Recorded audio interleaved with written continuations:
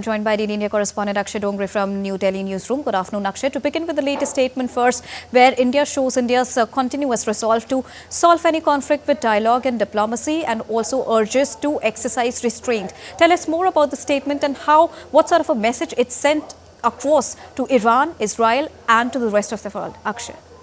Well, the message is very clear that India has once again talked about de-escalation. India has talked about, coming down to the same table and having a discussion to resolve the differences. And though it has been over a year as far as the war is concerned, it continues, it rages on. And now what we are seeing, what the fears were as far as, wider ramifications of this conflict and also the escalation of it, it's spilling over to other parts of the region. That's coming true.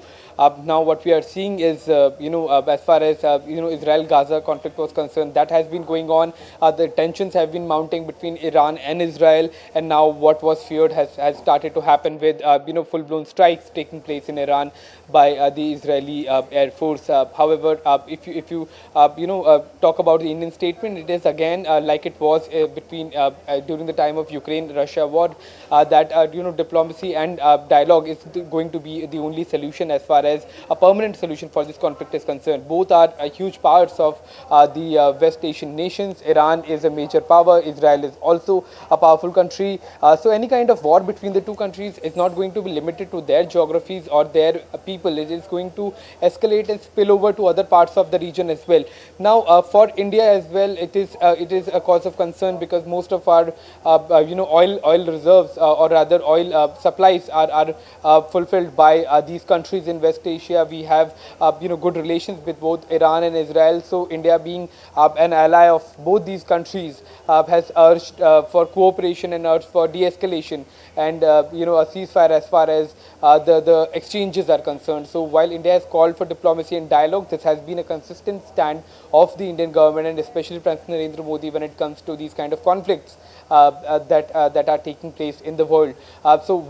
This is one statement coming in. However, when you look at the ground reality of what the countries are actually doing, as against the advices given by countries like India, escalation is taking place. Now what we are hearing is that Iran is preparing a retaliatory strike on Israel, and therefore a state of emergency has been declared in Israel with air raid sirens going on in several parts of the country, and there are reports coming in, though not verified as of now, that a drone launch is imminent as far as the Israeli cities are concerned, and whether or not they will be able to protect the cities from a possible escalation, a possible retaliatory strike, that remains to be seen.